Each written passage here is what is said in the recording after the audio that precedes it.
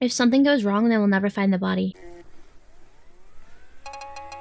Hello, and welcome to Arcana Drive. My name is Arcana, but I won't be your driver this evening because I don't have my license. You know, originally I was going to say, Project Zomboid is a misleading title. It's barely a game about zombies. But then I realized it's not quite a lie, is it? It is a game about projects. Okay, I know that's bad. Boo! Low quality observation, bad joke, I know, cheesy. But it is a part of my point. For years I have enjoyed Sims Castaway on the PlayStation 2. I enjoy the lonely survivor setting. As suggested, you are cast away during a boating accident and have to survive on a deserted island. You go around, gather resources, crafting items, and serving your Sims' needs. I really enjoy it. There's a beautiful solitude to the game, though you may add up to 5 other characters if solo survival isn't your thing. Ultimately, I just have fun surviving in a semi-realistic way. Charting the islands and setting up a base is enjoyable. Unfortunately, there isn't much of a reason to do it. The goal of the game is to send an SOS signal at the top of a volcano. Spoilers for an 18-year-old game. Not survive for the long term. As such, it wasn't designed with longevity in mind. Plus, given when it was made, it's a relatively easy game. You can finish it in a sitting if you played enough of it like I have, and there's not really much point to surviving. This isn't me veering into suicidality. This game is just very bare bones aside from escaping.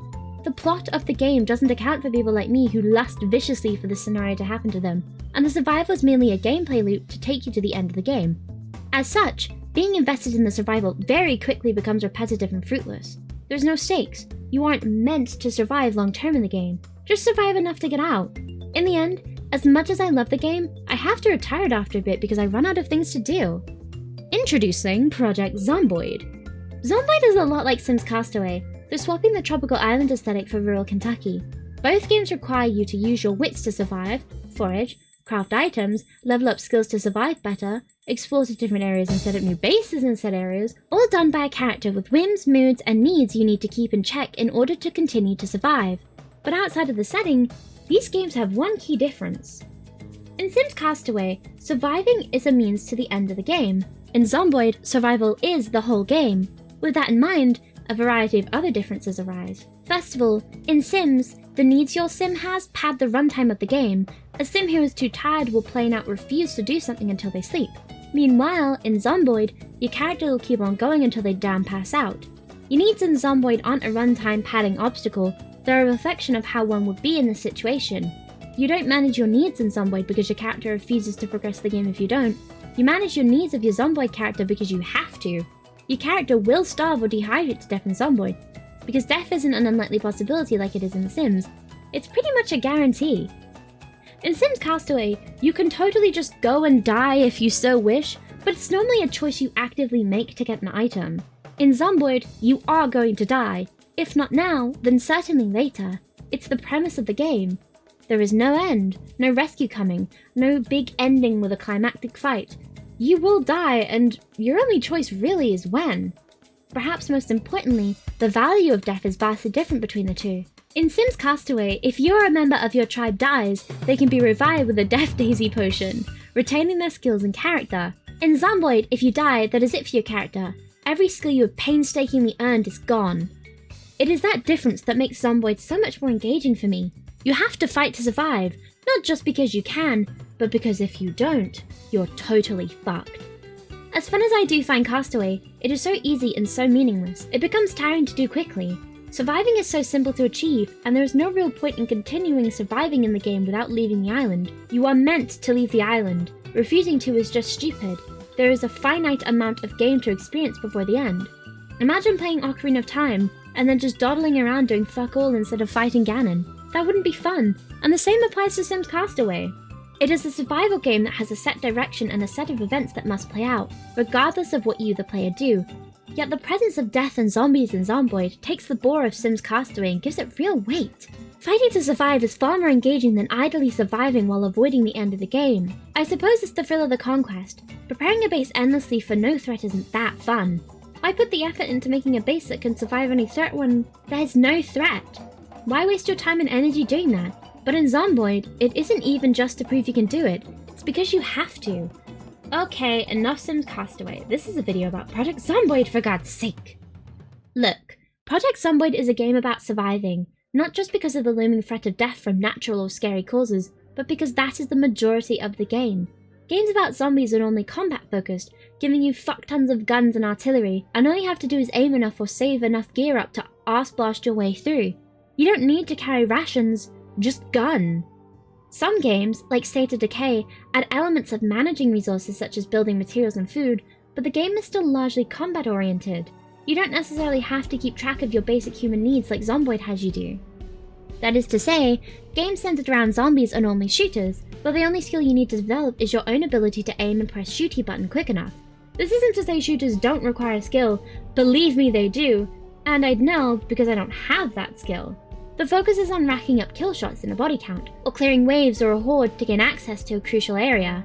Survival is directly in line with your combat ability. Zombie games as a genre are generally just shooters with set dressing. The problem is that despite the presence of zombies in the game, Project Zomboid is not a zombie game in that sense. When loading up Project Zomboid, one is inclined to pick a job and skill set that gives you up for combat. Skill with weapon, strength, the ability to run around and fight. Arguably, your first few runs are you running around and clearing out zombies like mad if you can, on loop, until you finally get far enough to be satisfied with your combat skills. Being so strong and so good at the fight, you're misled into thinking survival will be easy now. After all, how can you die if you're taking out 20 zombies at a time, right? Well, sorta. Yeah, it does help to be able to fight zombies in a pinch, but if all you can do is fight zombies, assuming you're playing alone, you're fried. In place of The Sims' needs being an obstacle, it's sometimes the zombies.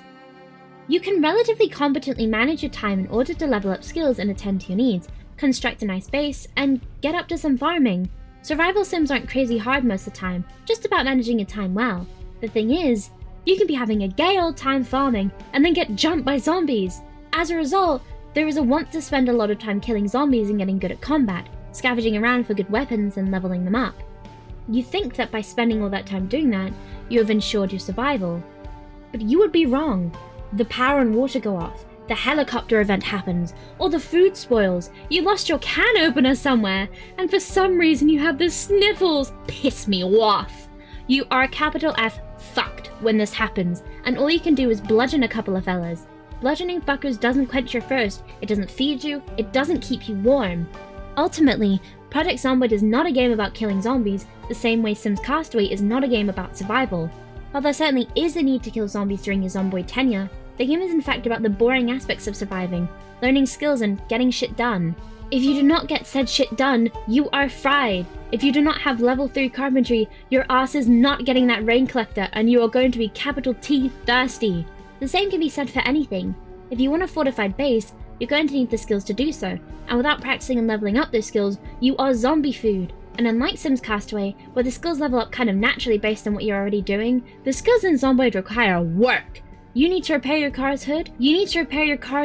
Good luck unscrewing and rescrewing in 100 light bulbs for hours. The skills in this game are brutal, and it forces you to choose between ensuring your survival long-term versus killing what's in front of you to save yourself short-term. Zomboid is not a game about fighting and winning. Zomboid is a game about surviving tooth and nail, and then additionally having to bash some brains in. There's no doubt in my mind that the ability to bash brains in well is helpful to the situation, but the foundation of the game is about gaining the skill set required to survive when you have no one else in your corner. Focusing on brain bashing will only kill you quicker. And that's it for this video. A little short for me, I know, but in the age of video essays that go all around the world to make a point, there's nothing wrong with a little giggle like this one. As you can see from the slides, assuming you are looking, there's a part 2 listed. What? Yeah, it's in reference to the fact that this video has a follow-up that will be posted tomorrow. It's a follow-up to this, an assorted beginner guide to Zomboid, through my lens of course. It's an unusual guide, but one I think synthesizes the experience in a way better way than be a smoker lols. Bye!